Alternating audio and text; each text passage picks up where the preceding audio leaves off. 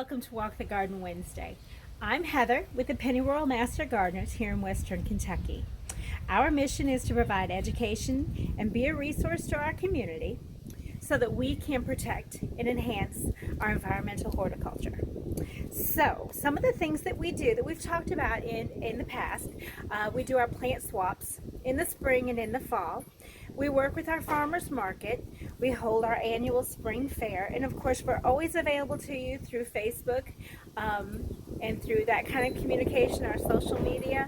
Phone calls also, if you have questions, gardening questions, we'd love to answer them for you. So please use us as a resource. You can comment on our posts, you can ask questions, send us an instant message, any of that. And hopefully you've seen some of the videos we have already offered. Erica Wood, our local horticulturist, she has offered videos showing you different, very specific plants or different gardening techniques, and we have recently started up our Walk the Garden Wednesday, letting you see some of the different gardens and the different practices that different master gardeners use. No one does everything the same. It's a trial and error, and we are happy to share that information with you, what works for us, what doesn't work for us. Master gardeners have put in approximately over 2,000 hours every year. They volunteer in different areas, the plant swaps, the farmers market, the spring garden fair, things like that, in order to give back to our community. We work with the Habitat for Humanity. We do some landscaping in with their homes. But one of the ways that we like to put our knowledge into practice is through our community garden. This community garden is out of the First Christian Church, and each year that garden produces 3,000 to 4,000 pounds of produce and vegetables that we take to the Madisonville Food Bank. And so today we are going to tour that garden.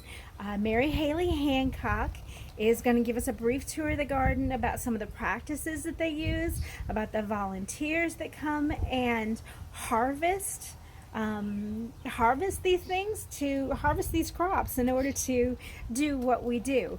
And so we're going to go over there and let her show you what we have going on there. I hope you enjoy it today. Garden, and I'm working in the squash right now. We have a hybrid squash here that bears prolifically. The seeds are very expensive, and we appreciate the money that the master gardeners donate for the seeds and stuff. But we had an accident here. Some seeds were spilled, and we have cucumbers coming up in the squash, and we're trying to get that straightened out this morning. And it's very, very dry. Okay, we rotate our crops, and you can see we have some turnip greens coming up around here because that's what we had in this area last year. We had a slow start because it was so cool, and here comes Bill Thomas with some more tomatoes. Here comes Bill with the tomatoes. Now, we've just planted our okra in this row. We wait until late June wait till June because it likes really hot weather. So we have waited, and we move our crops in our poles every year. These are we have different kinds of tomatoes this year. We grow them, and we need to tie those up. Or we stake them more or less with the strings. Larry is our main tomato guy. He knows how to do all this stuff. And we didn't save the labels because we end up with a lot of trash in the garden if we save all the little labels and they get tilled under. But you can see we've already got tomatoes coming on here. And we have, this is probably a variety called Krista or red juice. I'd never heard of that, but we couldn't get any better boys until that's what we're planting this morning. It's some extras. Bill, do you know what kind of tomatoes you have? No, I don't. Well, a couple of them are. Some of them are kind of cool looking. Okay. A couple of them came from Mascalzo. Yeah. Danwalk. Oh, Danwalk. They donated to me. Okay. All right. And I don't know if Mark Medcalf wants us to tell that or not, but he donated all the tomatoes and all the peppers. We have sweet bell peppers here, and then we have banana peppers that Larry Stone donated all of those. Then our beans are not doing too well. We have pole beans here. We move the trellises every year, trying to rotate. We need to weed this, and we can always use help to weed and to do things. Our crew didn't come this morning because they think it's going to rain. We've taken out and we covered it, and we planted it in March, and it's already, we pulled it up, and we're going to put squash in here in today if we can get it done. Under the row cover here is our cabbage, and we started doing the row covers for the broccoli and the cabbage to help keep the bugs off without doing any chemicals. We had a little spinach here. It's already gone to seed, but you want to see the cabbage? Yes, please.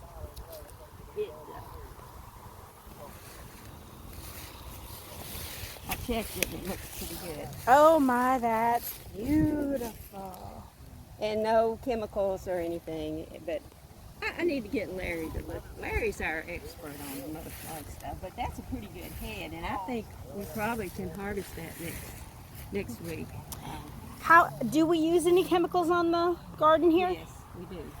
We do, unfortunately. You have to at some We point. get desperate. We do use some weed killers, and he uses some. Yeah, it's not organic, but it's as close as we can get to it. And but anyway, the row covers work out really nicely, and sometimes we even put row covers over squash and things like that. I don't know if we will this year to keep the squash vine borers off of it. And of Gotcha. course, you have to have pollinators, so you can't. This stuff you don't have to have pollinators, so you can leave it on. These are going to be bush beans. We just stuck them in because they are very prolific and they come up quicker, or they harvest earlier than the pole beans.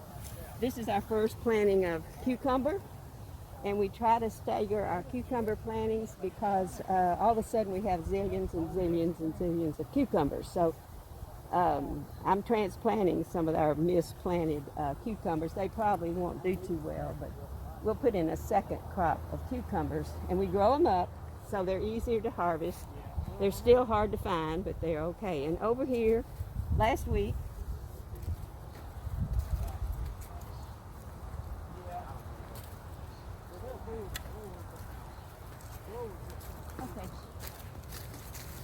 we put in our sweet potatoes. And so, Those are beautiful. So Larry finds the sweet potatoes, and he had to call around to get some ones that we could afford. Yeah. You know, you have to think about your cost and overhead because we work on a shoestring. But anyway, we planted those last week, and they will cover this whole area. And you notice that we mulch heavily with leaves. We ask people to bring their leaves, and we keep our beds permanent.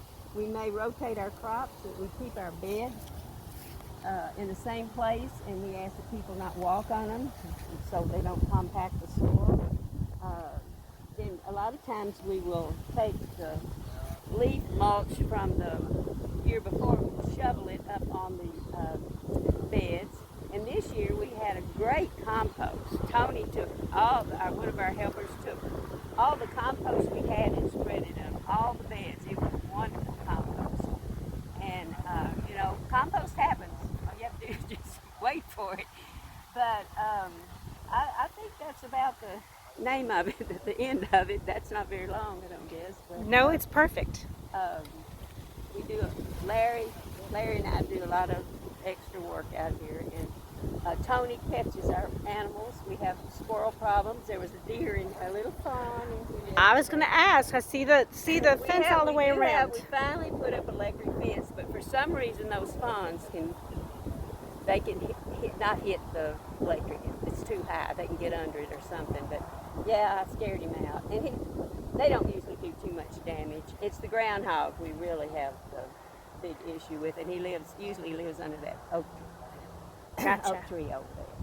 But the beds are very easy to work in, or because we don't walk on them or compact them, and we try to mulch everything to keep the weeds down. Now, when will you actually start harvesting? That's it. Well, we've already harvested kale. We've taken kale and collards to the community garden. We were taking kale way back early March because it lived through the winter. And then we had collards that came up, and we had some spinach, and then we had the broccoli, and so that was all gone. And we have a lady that volunteers, she's in her 90s, to take the food bank to the food bank.